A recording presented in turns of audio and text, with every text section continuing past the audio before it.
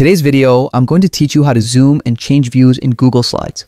We'll go through each step so you can navigate your presentation smoothly and effectively, making the most out of your next project. First, open your web browser and visit Google Slides at docs.google.com/presentation. If you're a frequent user, you might already have it bookmarked or pinned for easy access. Once you're on the homepage, make sure you're signed in to your Google account.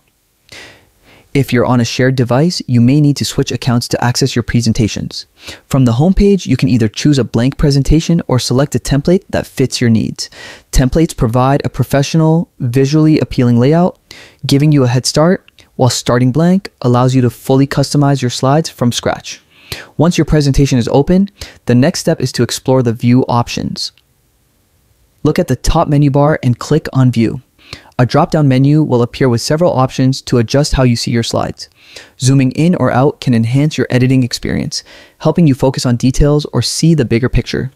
To adjust the zoom level, go to the View menu, click Zoom, and select a preset level such as 50%, 100%, or Fit, depending on your needs. While still in the View menu, explore the Mode option. Clicking Mode presents different layouts such as filmstrip and grid. Switching views can improve workflow, especially for large presentations.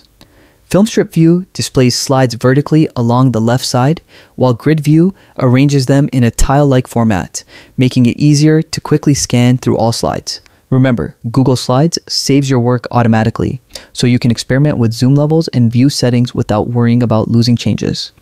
By mastering these functionalities, you'll be able to create and showcase your presentations with improved focus and clarity.